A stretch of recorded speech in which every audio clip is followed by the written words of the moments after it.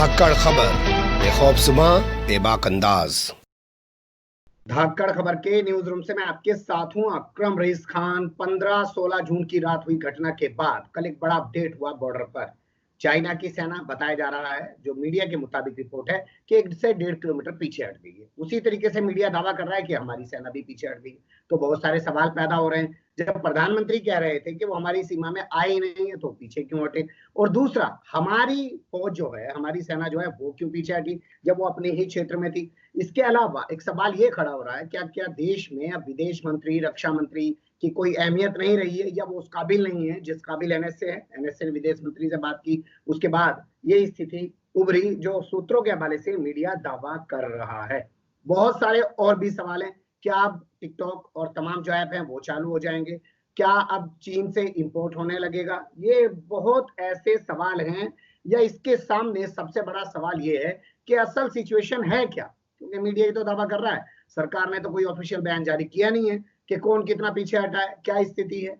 तो इस सब पर बात करने के लिए हमारे साथ जुड़ रहे हैं पूर्व लेफ्टिनेंट रामचंद्र जैन जी। आरसी जैन के नाम से मशहूर हैं, अपनी बेबाकी के लिए जाने पहचाने जाते हैं। तो उनसे कुछ सवालों के जरिए समझने की कोशिश करेंगे, क्योंकि सेना के आदमी है, वही बता पाएंगे कि वहां असल में हो क्या रहा है। हम आप तो समझ नहीं सकते। पत्रकारिता का भी जो सिद्धांत है वो मैं आपको बता दूं, रक्षा मंत्रालय पे पत्रकारिता करने के लिए पत्रकार अलग से होता है, उसको बाकायदा ट्रेनिंग दी जाती है, तब वो कर सकता है। हम लोग नहीं समझ सकते उन चीजों को, तो इसलिए एक्सपर्ट जरूरी है, जिनको रक्षा विशेषज्ञ कहा जा सकता है। पहला मेरा सवाल सर, चीन की सेना 1 से 1.5 किलोमीटर पीछे हटी है, ये मीडिया कह रहा है, हमारी भी हटी है। तो उनकी जब अंदर नहीं आई तो पीछे क्यों हटी, और हमारी वाली क्यों पीछे हटी? थोड़ा सा क्लियर करके बता दीजिए, आपकी जानकारी में क्या है आपके मुताबिक? देखिए, अभी तो एक अरेंजमेंट हुआ है, इन्होंने सहमति दिखाई है कि हम पीछे हटेंगे। और कहाँ से पीछे हटेंगे? जहां दोनों तरफ की आर्मी खड़ी है वो बॉर्डर लाइन है, एक किस्म से मिलिट्री बॉर्डर लाइन। दोनों के बीच में जो फासला है, जो जमीन है, उसको ये एलएसी कहते हैं। और एक दूसरे को ये हक था कि वो अपनी बॉर्डर, आर्मी की बॉर्डर लाइन से दूसरे तक उसका पेट्रोलिंग करे, और वो भी कर सकते थे। वो इसलिए था कि दोनों को पता रहे कि एक दूसरे ने कोई वहां किसी प्रकार का बंकर या कोई मिलिट्री संस्थान वगैरह नहीं खड़े।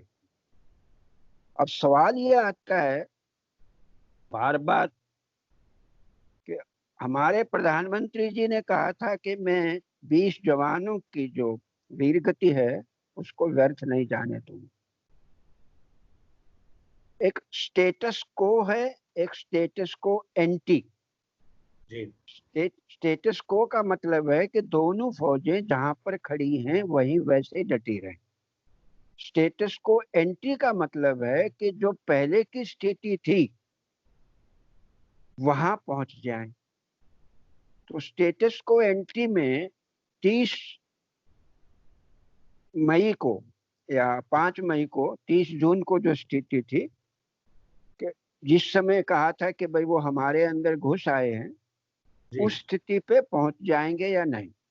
जी। अब सरकार ये जो प्रबंध कर रही है, ये मैं समझता हूं कि एक तूफान से पहले का की शांति है, ये कोई स्थायी प्रबंध नहीं है। जी। अब जैसे आपने कहा, क्या जो एप्स वगैरह टिकटॉक हमने उनके रद्द किए हैं वापस लौटेंगे? क्या चाइना से सामान वापस हम लेना शुरू कर देंगे? तो वो भी स्टेटस को एंटी में आता है। जी।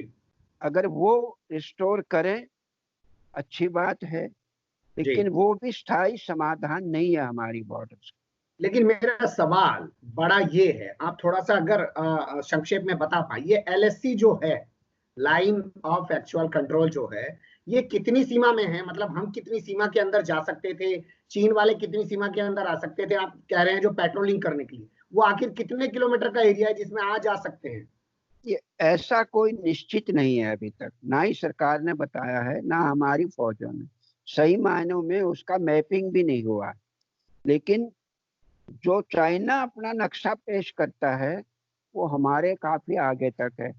हमने अभी तक जो नक्शे पेश किए हैं वो चाइना उसको मानता नहीं। जी। तो सवाल ये है कि जहां पर फौजें खड़ी हैं, जिसको हम्म। हम आर्मी बॉर्डर लाइन कहते हैं, उन हम्म। दोनों के बीच की मैपिंग हो, हम्म। और वो या तो ये हो कि ये नो मैन्स लैंड है, कि ये किसी की भी जमीन नहीं है, जी। दोनों अपना आर्मी बॉर्डर लाइन पे पूरी फेंसिंग करें, इस हम्म। जमीन को किसी पंचायत के हवाले सौंपें, उसका निरीक्षण अच्छा तो जी। हो कि यूएन एजेंसी के इसका निरीक्षण करें, इसका जो खर्च वर्च है दोनों कंट्री अपना उसका भार उठाएं और स्थायी जी। शांति रहे। लेकिन दोनों ही सरकार अपनी हैकड़ी में रहेंगी। भारत कहेगा कि हमारा हिस्सा है, काफी आगे तक है, चीन भी ये कहता है। तो मुझे नहीं लगता कि ये कोई स्थायी समाधान निकलेगा इस प्रबंध से। मीडिया जो बता रहा है सर, वो कह रहा है कि हमारी सेना ने उनकी सेना को पीछे धकेल दिया।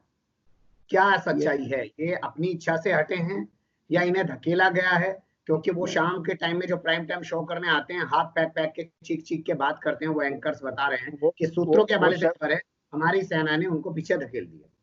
वो गोदी मीडिया है सब।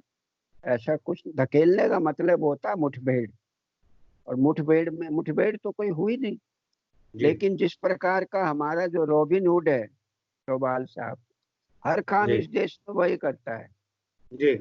चाहे पाकिस्तान से लेकर कोई बात हो, चाहे विदेश नीति हो, हमारे आदरणीय प्रधानमंत्री मोदी जी को डोभाल के अलावा किसी पे भरोसा नहीं है। रावत जी को सीडीएस बनवाया है, वो डोभाल की कृपा से बना है। जी। तो अब विदेश मंत्री का कोई रोल नहीं रहा, रक्षा जी। मंत्री का कोई रोल नहीं रहा, और जो एनएसए है उसका सही मायनों में कोई रोल नहीं है, इसके अलावा कि केवल प्रधानमंत्री को अपनी सलाह दे, लिखित जी। में या वैसे। लेकिन वो हर बात में दूसरे देशों के मंत्री से या अध्यक्षों से बात करते हैं। हमारी समझ से बाहर है कि प्रधानमंत्री जी या तो किसी पे विश्वास नहीं करते, या समझते हैं कि डोभाल ही सब कुछ सर्वज्ञाता है, सर्वशक्तिमान है और सर्वज्ञानी है, ऐसा समझते हैं। विवेकानंद इंटरनेशनल फाउंडेशन भी चलाते हैं अजीत डोभाल। क्या इसी का असर है कि उनके तमाम अफसरान पीएमओ में घुसे पड़े हैं, पूरी सरकार में घुसे पड़े हैं, सरकार उनके दबाव में है, वो सरकार की कुछ ऐसी चीजों को जानते हैं कि सरकार हर मामले में उन्हें आगे रखती है? आर्टिकल 370 हटाया गया, कश्मीर की सड़कों पे वो घूमते हुए बिरयानी खाते हुए दिखाई दिए, लोगों से बात करते हुए दिखाई दिए। दिल्ली में दंगा हो गया, दिल्ली में कमिश्नर की कोई वकत नहीं है, थानेदार की कोई वकत नहीं है, डीसीपी की कोई वकत नहीं है, यहाँ पे एनएसए को लगा दिया गया। ये चल क्या रहा है? क्या पूरे देश में सिर्फ एनएसए ही है और कोई अधिकारी कर्मचारी कुछ नहीं मायने रखता है? अब इस सवाल को कौन उठाए? या तो पार्लियामेंट में उठे। पार्लियामेंट में जो विपक्षी पार्टी है वो इतनी मजबूत नहीं है, ना जी। उठाने लायक है, ना उनकी बात कोई सुनेगा। अब हम्म। मुझे तो हैरानी ये होती है, अब कल मीडिया में खुल के कह रहे थे कि हमारे प्रधानमंत्री झूठ बोलते। जी। तो भाजपा के जो स्पोक्स पर्सन थे, प्रवक्ता थे, उन्होंने ऐतराज किया। अब मैं खुल के कह रहा हूं कि महा झूठ बोलते। ग्यारह हम्म। हजार फुट की ऊंचाई पर भी जाकर ओआरओ की दे की बात करते, जब जी। तक आज तक सुप्रीम कोर्ट में केस चल रहा है, पेंडिंग है फाइनल ऑर्डर्स के। क्यों कहते हैं वो बात? क्यों झूठ बोलते? बाकी मुझे डीए दिया नहीं दिया, पेंशन बढ़ी नहीं बढ़ी, मुझे कोई उसकी चिंता नहीं, गुजारा हो रहा है सभी फौजियों का। लेकिन झूठ क्यों बोलते? क्या वो झूठ इसलिए बोल पाते हैं क्योंकि कोई अब है नहीं कि उनके शब्दों को पकड़े और उनके शब्दों को पकड़ के सच सामने रखे? उन्हें पता है जो मैं बोलूंगा वही आज के दौर में सच है और मीडिया उसी को सारे दिन रिपीट कर करके चलाएगा, इसलिए ज्यादा झूठ बोलते हैं। बिल्कुल सत्य है, बिल्कुल सत्य। कोई उसके उनके विरोध में कोई ऐसा मीडिया नहीं है जो उसकी बात को खारिज करे।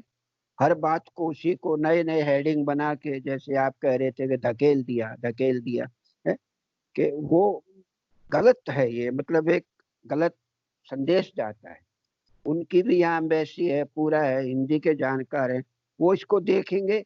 धकेलने का मतलब तो आम आदमी हंसता है कि भाई हमने मुठभेड़ करके, लड़ाई करके उनको धकेल दिया। लेकिन ऐसा नहीं है, बातों से नहीं धकेले जाते।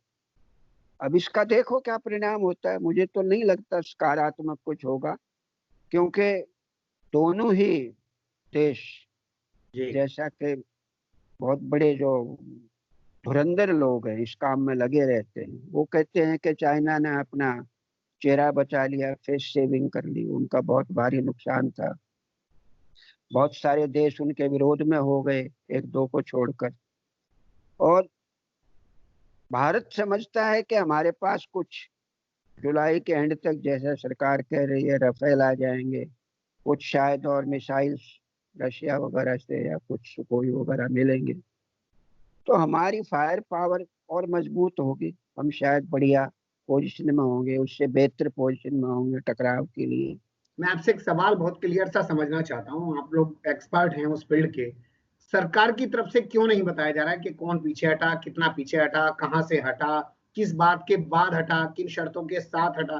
सरकार की तरफ से क्यों नहीं आ रहा? मीडिया सिर्फ दावे कर रहा है सूत्रों के हवाले से, सूत्रों के हवाले से। सरकार क्यों नहीं बोल रही है? सरकार जो बात कहेगी तो वो निश्चित हो जाती है, और वो तभी कह सकती है जब उनको पक्का यकीन हो कि जो हम कह रहे हैं ये बात ऑन रिकॉर्ड है, और उस पर कोई तरमीम या उस पर कोई किसी प्रकार की बहस नहीं होगी। अब इनका काम है हवा में उड़ाना बात को, हवा में उड़ाकर उसको उड़ाते चलो। बात कोई हो रही होती है, बात कहीं पर पहुंच जाती है। और सरकार, अगर कोई आपस में टेलीफोन से तो कोई एग्रीमेंट होता नहीं है, जी। कोई करारनामा नहीं होता है।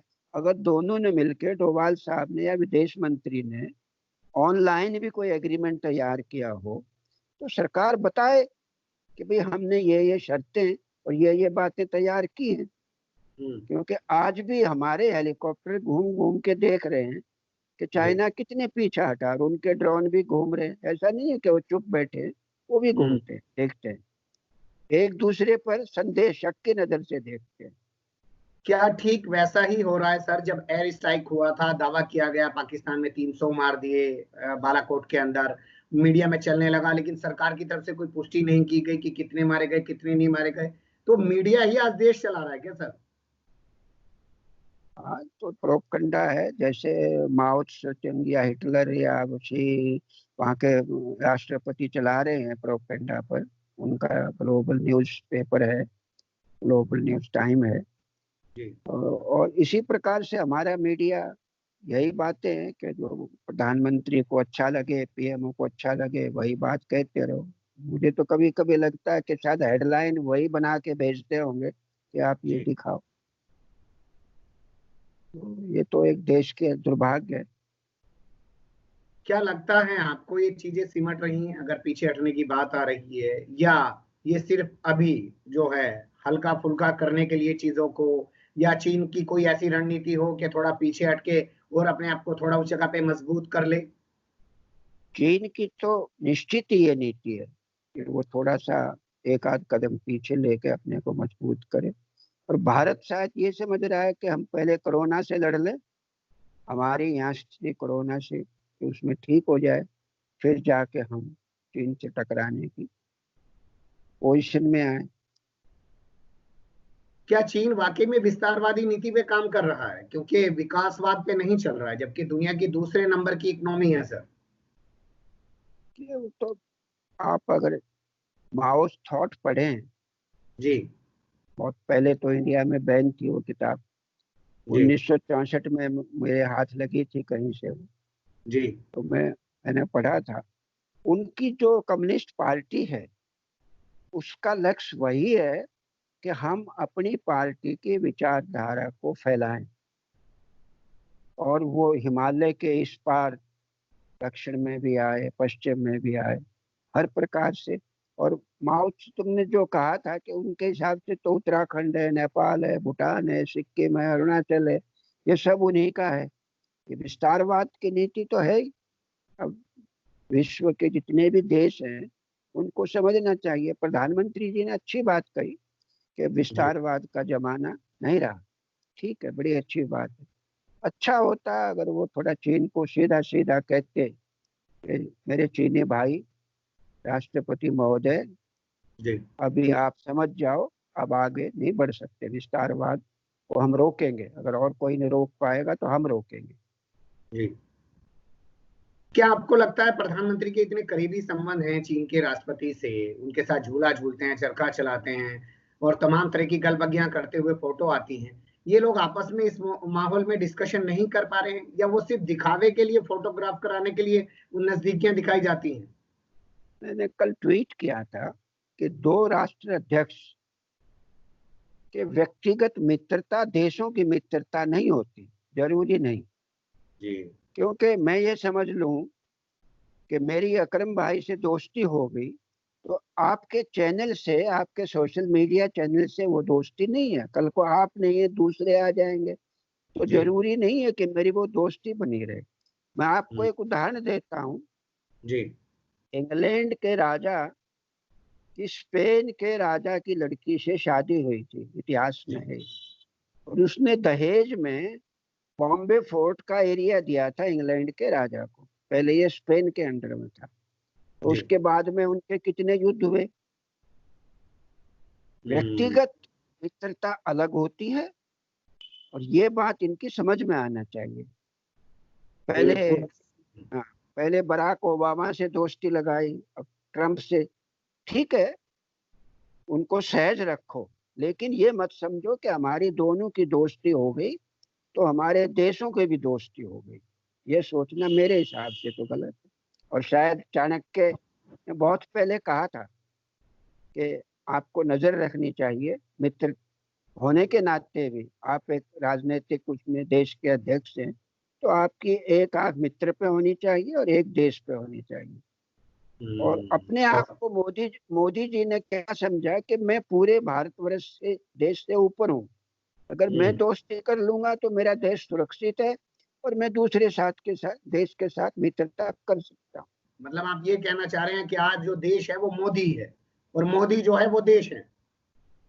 मोदी ऐसा समझता है, हम्म, लेकिन देश क्या ऐसा समझता है, उस पर सवाल खड़ा होता है। कम से कम मैं नहीं समझता हूँ ये बात। और मेरे जैसे लोग, करोड़ों लोग हैं, तो ये नहीं समझते कि मोदी देश है। मोदी ठीक है, प्रधानमंत्री है, चुने हुए प्रधानमंत्री हैं, लेकिन ये जरूरी नहीं है कि चुने हुए प्रधानमंत्री में ही सब ज्ञान आ जाए और बाकी अज्ञानी हो जाए। ये जरूरी नहीं है। कई हम्म, बार अज्ञानी को भी सरकार, लोग, जनता चुन लेती है। मैं इनको अज्ञानी नहीं कहता, लेकिन ये कहता हूँ कि इनको पूर्ण ज्ञान है, ऐसा भी नहीं मानता हूँ। हम्म। बहुत शुक्रिया, आपने बड़ी बेबाकी से अपनी बात रखी। आपने सीधा कहा कि जो चुना जाए जरूरी नहीं है वो ज्ञानी है, अज्ञानी को भी जनता चुन लेती है, लेकिन कम से कम चुने जाने के बाद उस अज्ञानी को इतना गुमान नहीं हो जाना चाहिए कि वो सोचे कि सब कुछ उससे ही आ जाए, सुपरमैन ना बन जाए। ठीक है, वो समझे कि सरकार जो है वो एक पंचायत की तरह होती है, तमाम लोगों को लेकर चलना होता है, लेकिन सवाल तो खड़े होने लाजमी है, सरकार की तरफ से जवाब भी आना चाहिए। एनएसए की भूमिका भी क्लियर होनी चाहिए। क्या देश में विदेश मंत्री, रक्षा मंत्री किसी की जरूरत नहीं है? फिर तो हर काम एनएसए को ही दे दिया जाना चाहिए, विदेश मंत्री हो चाहे रक्षा मंत्री का काम हो या दिल्ली में कमिश्नर का काम हो। बहुत शुक्रिया हमारे साथ जुड़ने के लिए सर, बहुत शुक्रिया, धन्यवाद आपका।